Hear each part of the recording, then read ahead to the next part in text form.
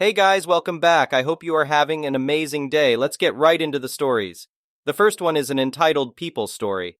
My wife and I were so excited to finally buy our first house together after years of saving and searching. We had just gotten married last year and were ready to start this next chapter of our lives. The house we found was absolutely perfect. A cute little two-bedroom cottage-style home with a big backyard. It was in a nice, quiet neighborhood and we just loved everything about it. The day we got the keys and walked in for the first time, we were over the moon. We started moving our stuff in right away, eager to get settled. The first night sleeping there felt so surreal. Waking up in our new home that first morning was such a happy feeling. That feeling didn't last long, though. Later that day, as we were still unpacking boxes, the doorbell rang. I opened the door to find an older woman standing there with a stern look on her face. Before I could even say hello, she barged right in and started looking around. Excuse me? Can I help you? I asked, completely confused. She glanced at me with a glare and said, "Yes, you can help by getting out of my house immediately." I was stunned. "I'm sorry, what? This is my house that I just bought. I think you have the wrong address." The woman rolled her eyes dramatically. "No, this is my house. I've lived here for 15 years. Now take your things and get out." My wife came over, having heard the commotion. "What is going on?" she asked. I quickly explained how this random woman was claiming this was her house. The woman scoffed at us. "I'm not random, you imbeciles. My name is Karen. Let me repeat myself. This is my house. Now leave before I call the police." I couldn't believe what I was hearing. This had to be some kind of prank or misunderstanding. I calmly tried to explain to Karen that we had just purchased the home legally, and even showed her our paperwork with the deed. She dismissed it immediately. "Those papers mean nothing. This house belongs to me. I'll have you arrested for trespassing if you don't vacate the premises at once." My wife looked like she wanted to slap Karen, which I couldn't blame her for. "Look, lady, we bought this house fair and square. We're not going anywhere," she said angrily. Karen's face turned red with rage. She stormed out, shouting that she was calling the cops. I sighed, figuring we should probably call them too and get this mess sorted out. About 20 minutes later, 2 police officers showed up. Karen was right behind them, yelling about how we had broken into her house and were squatting there illegally. The cops came inside and we showed them all of our paperwork. They tried to explain to Karen that the house had been sold to us and was our legal property now. Karen was having none of it. She shoved some papers in the cops' faces, claiming it was proof that she owned the house. The cops looked it over skeptically. I caught a glimpse of the documents and noticed they looked shady, nothing like the professional ones we had. The cops told Karen her proof was clearly forged and invalid. They advised her to leave immediately, or she would be arrested for trespassing. Karen left in a huff, but not before dramatically proclaiming she would be back, and we had not seen the last of her. I rolled my eyes, just relieved she was finally gone. The next few days were peaceful. But sure enough, about a week later, I arrived home to find Karen back on our doorstep. She held up some new documents, a smug look on her face. "Officers, arrest these squatters immediately. Here is the valid paperwork proving my ownership." Before the cops could even respond, I laughed. "Nice try, Karen, but we're not falling for your forged nonsense again." The cops agreed with me, but Karen wouldn't give up. She kept making dramatic threats to call her lawyers and have us evicted. She began coming by almost daily, sometimes with official-looking people in suits trying anything to get us kicked out of the house we legally owned. It was ridiculous, but slowly started to become genuinely concerning. One day, I arrived home to find Karen and some big intimidating men actually entering our house, bags packed like they were moving in. I rushed inside, yelling for them to get out immediately. The men tried to physically remove me, but I pushed past them and called the cops in a panic. This had gone way too far. Karen and her goons attempted to show more forged documents to the cops, but this time the cops were done playing games. They arrested all of them on the spot for trespassing. Karen was screaming bloody murder about suing us as she got shoved in the back of the police car. I almost felt bad for her for a second since she seemed mentally unwell. But when the cops investigated further, they uncovered the whole scheme. Karen had been making and selling forged property documents for years. She would find empty homes and invade them, claiming to be the owner to scam people into buying the houses from her before the real owners returned. Thanks to us refusing to fall for her scam, the authorities finally had enough evidence to press charges. Karen had a whole fake document forgery operation set up right in her own home. She ended up being sentenced to years in prison for fraud. I felt bad her mental health had deteriorated so much that she resorted to elaborate scams. But I was relieved we could finally feel safe and settled in the home we worked so hard for. The neighborhood was peaceful again without Karen disrupting it. My wife and I were just grateful we didn't let her bully us into giving up our dream home. We finally got to happily begin our lives together, Karen-free. The next one is a pro-revenge story. This incident happened in the summer of 2018. I played a small part, but the real star was my landlord. A little background. It's common in my country to have apartment buildings next to houses, yard and all. I live in one such building with 10 apartments. There are 2 on each of the first 4 floors, 1 on the ground floor, and 1 on the top floor. The top floor is used by the landlord and his family when they come for vacations. He lives abroad. The rest of the apartments are rentals. We also have a small backyard with a side entrance, important for later. Next to the building is an empty lot that also belongs to the landlord. We use it as a private parking space, with signs clearly stating that it's private. It can accommodate 10 cars, 1 per apartment, and has the side entrance. Additionally, since I was the longest tenant, I served as the superintendent. My job was to be the liaison between the tenants and the landlord and communicate any problems and concerns to him. The problem started when the house across the street from us was sold. A lovely old lady used to live there, but after she passed away, the house fell into disarray, especially the large yard. The new owners were Ken and Karen, fake names, but they lived up to the meme. They immediately began major renovations, which was acceptable. However, they also started parking their cars in our 2 empty spots, 1 for the landlord and 1 for the lady on the ground floor who didn't own a car. At first, we would inform them that the spots were reserved and they would move their cars, but when they noticed that the spots remained empty, they started parking there permanently. I had notified the landlord, and he told me to take pictures, log every incident, and always notify the police. We started doing that every day.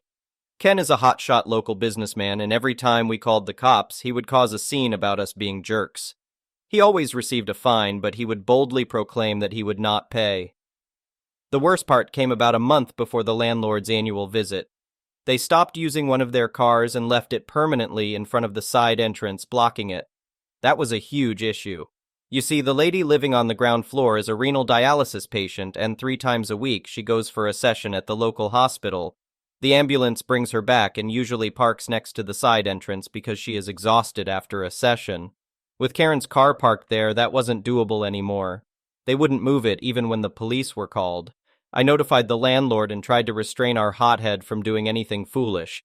The calmer thing he proposed was slashing their tires. Finally, our landlord arrives. I hand him the photos and the logs, and he calls Ken over. Tony, the landlord, calmly explains that they are not allowed to park in our space and asks them to move their cars. Ken's response is, "Who the hell do you think you are? I can park anywhere I want." Now Ken considers himself a big fish in our small town, but Tony is a big fish in a major foreign city, and he is very creative when somebody pisses him off. He tells us to leave the spot next to the side entrance open for the weekend, and he will take care of things. We do that, and Ken parks his car next to his wife's.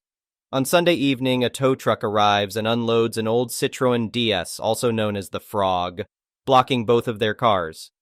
On Monday morning, I am woken up by the buzzer, and when I go downstairs, Ken and Karen are there. They are both livid because they can't move either car. Tony joins me, all smiles. Ken sees him and loses it. He starts shouting and cursing. Tony, still smiling, replies, "I don't see a problem. My car is legally parked. What are you going to do about it?" Ken angrily gets into his car and reverses onto the DS, crushing them both. Tony's smile becomes that of a shark. He immediately calls the police and presses charges against Ken. The aftermath. Tony had legally bought the DS from his cousin, who owns a car repair and restoration shop. The car was a restoration project and was insured. The court found Ken liable for the damage done. They also found out that he had kept his word and hadn't paid any of the tickets. The fines for the tickets alone were almost 2,000 euros. He had also leased both his cars, and the leasing companies dropped him as a client immediately for intentionally causing an accident and damaging the leased car. They were sued for damages. Ken got another car but learned his lesson and hasn't parked in our spots ever since. The next one is a petty revenge story. This was around the summer of 2015. I had gone to the grocery store to buy a few things, as usual. Everything was going well until I heard a lady yell at me as I was walking into the store. "Is this your car? Can you move it? Why would you park here?" I was in disbelief. The parking lot was pretty small and it was located in a downtown area. It was small but big enough for people to navigate. It's hard to explain, but I had parked horizontally to the store, while she had parked straight in a regular spot. It was possible to get out with a 3-point turn. I don't know why they designed it that way, but whatever. I thought about it for a second and then said, "You just can't drive." I would have moved it if she had asked nicely, to be honest. I understand that some people are terrible drivers, but this lady didn't even try to get out. She was driving a medium-sized SUV, RAV4, and my car is a specific car model. I walked in and did my shopping. 15 minutes later, I was checking out, and she came inside and started yelling at me again. I was dumbfounded because she was still here and hadn't even made an attempt to move. She called me an a-hole, a idiot, selfish, etc. I just stared and sarcastically waved by as she left. She was pissed. As I was walking out, I thought, you know what, screw this. This lady is a huge idiot, and I wanted to waste her time as much as possible. There was a McDonald's next door. I had wanted to go to the bathroom all day, and I finally did. I spent a bit of time on Reddit while on the toilet and then ordered an ice cream cone. It took about 25 minutes in total. While walking back to the car, she was still here. I wish I was joking. She could have easily backed out with a little effort, but she didn't try and thinks I'm in the wrong. She was recording me as I was walking back to my car. I just smiled and told her to have a good day, then drove off. The next one is a malicious compliance story. At the beginning of the COVID lockdown, the company that I work for put out a notice to all clients that we would not be doing occupied repairs unless it was an emergency. Less than a week into the lockdown, one of our clients decided that our notice did not apply to them. They called us to do an occupied repair for a hole in the wall with a side note to retrieve the baseball inside. The following morning, I checked in at the leasing office and tried to get as little information as possible about where the hole was and any details about what I was about to walk into. I was told that they wanted the ball back because it was autographed and very valuable. Their kid was playing with it in the apartment. I was also informed to try and keep it to a minimum because the resident was paying for the repair. I wished they had told me how difficult the resident was going to be. I went to the apartment, introduced myself to the resident, and was greeted with, "What? They couldn't find a Mexican to fix my wall? They sent the cracker to make my home look like crap." I tried to assure her that I could fix the wall, but she just slammed the door in my face. I returned to the leasing office and explained to the assistant maintenance supervisor, AMS, what had just happened, and he simply said, "Here we go again. Let's go. I'll talk to her." We both went back to the apartment. The AMS told her that I was more than capable of fixing the wall, and that he personally requested me to do the job. She let us in with a look of disapproval. I started the job by spreading out a drop cloth and plastic, and then I cut out the already baseball-sized hole bigger so I could see and feel around for the ball. However, I realized that the wall was a staggered wall, with two walls built with an inch of space between them, and I wouldn't be able to find it. For those who don't know, a staggered wall is used for muffling noises and often used to hide plumbing. I told the AMS that she really wanted that ball, so I would need to open the wall even more. He went to talk to the resident, and all I heard was her yelling, "I don't give a damn if he has to open the entire wall. I want that ducking ball." The AMS came back and motioned for me to take a step outside while he made a phone call. A minute later, my boss called me and told me, "When I get the okay, do whatever you need to find the ball and keep track of your time." At that point, I realized I was going to have to open up a wall just to find a ball. The property manager showed up with a paper in hand and had the resident sign it, then turned to me and said, "Go for it." I began taking out the lower half of the wall, pulling out the insulation, looking high and low. About 1.5 hours later, we found it in the insulation, wedged between the plumbing and a stud in the neighboring wall. The AMS let the resident know we found it, and she went to collect the baseball and freaked out. The AMS reminded her that she didn't give a damn if I had to open the entire wall. Needless to say, I closed up the wall, leaving no sign of it ever being opened. The paper the property manager had her sign was to ensure that the resident would cover all costs, So what should have been a $200 job turned into a $1,000 plus job, and the autographed baseball turned out to be worthless. The autograph was from college players who didn't go pro. Hopefully, she learned something from this. The next one is an entitled people story. I, 28F, have the worst relationship with my grandmother, 91F. She's emotionally abusive, shows favoritism towards kids, grandchildren, and great-grandkids, and verbally abuses me. I could go on, but trust me, the list is endless. After she expressed joy over my older brother's passing in 2014, when he was 25 and was pleased when I delivered my stillborn baby, I decided to cut her off and pretend she doesn't exist. Since then, at every family event or reunion, I've chosen to ignore her. Although she has tried to get her favorite grandchildren, my cousins, 33F, 30M, and 26F, as well as my younger brother, 23M, to convince me to talk to her or say hello. As Puerto Ricans, we are taught to respect our elders. I didn't care. She has tried everything in her book, but nothing has worked. In 2021, my dad received a call from his sister, 52F, Grandma's favorite daughter, informing him that Grandma was sick and needed help from her children and grandchildren since she couldn't manage on her own. I refused, explaining that I had college classes and work, and I wasn't going to do it because I knew she would verbally abuse me. Little did I know that I was on speakerphone and Grandma overheard, leading her to burst into tears, claiming I had disrespected her. She enlisted her favorite grandchildren to persuade me, but I stood my ground. A month ago, I graduated from college with my associate degree, and one of my aunts organized a BBQ to celebrate the recent graduates and May birthdays. Grandma was invited, but I didn't let it ruin my day. We were all having a good time until it was time for a cheer and congratulations for the birthdays and graduates. One of my aunts mentioned in her cheer that after 20 years, they had another magna cum laude graduate, referring to me, and expressed how proud she was that I never gave up. Everyone was proud until my grandmother shouted, demanding that we respect the ones who didn't graduate magna cum laude. As my aunt had said, I was the only one with that distinction, while the others had recently graduated from high school. Or, please respect the ones who didn't go to college and waste their time, referring to my younger brother. I remained calm and composed, and I confronted her about her favoritism, how she always defends abusers, referring to my younger brother's history of domestic violence, and how I was tired of being her verbal punching bag. My grandmother, favorite daughter, and grandchildren left, but the party continued. When I returned to my apartment, I found multiple messages asking me to apologize to Grandma because she felt offended by my actions, but I had already blocked them, including my brother. Other family members are on my side since they have all endured my grandmother's verbal abuse, so yes, I will continue standing up to her. The next one is an entitled parent story. I, 26F, live in a rented house with a single mother, 30F, and her son, 6M. I had another person living with me, but they moved out, and the mother moved in. I don't mind living with her and her kid. It's fine, and we kind of do our own thing. I spend a lot of time at my boyfriend's place or working. Our work schedules collide, so we really don't interact much, but when we do, it's fine. No issue there.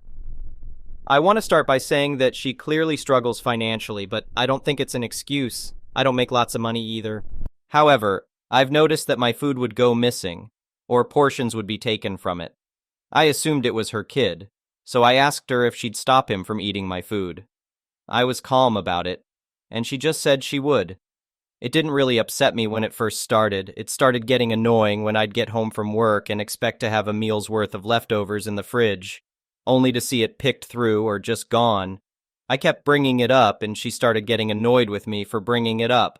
Just from observing them, I realized that neither of them ever eats vegetables, and judging by the food that would get picked through and the food that would be untouched, anything with green in it was avoided. Orange chicken would be gone, but chicken and broccoli would be untouched. So I started putting vegetables in everything. I find vegetables to be delicious, and anything green or not, a potato does not get eaten. So I could mix some bell peppers into the food and it would be fine. I make a big portion of vegetables pretty frequently anyway, so I just started putting them in everything I eat. If I had leftover mashed potatoes, I'd pour green beans in and mix it up. If I had leftover cheesy bacon fries, I'd pour broccoli all over them and mix it in.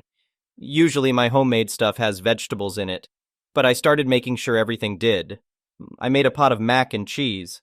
the kids' favorite thing, and poured in roasted Brussels sprouts, which is actually delicious to me. And I'm eating more vegetables, so it's a win-win. She had been seeming annoyed, but we were all home when I made the pot of mac and cheese. She was in the living room and saw me get out the Brussels sprouts and asked, "What are you going to do with that?" And I poured them in. She said I was being greedy and annoying. I just said, "I like Brussels sprouts." And that was it. She said, "We need food."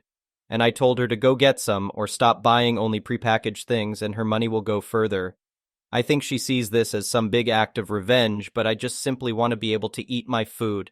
I also want to add that the sharing is not the issue. It's expecting to have food there and it's not. So often I'd be working a long day and get home expecting to have a meal's worth of food and it's all gone.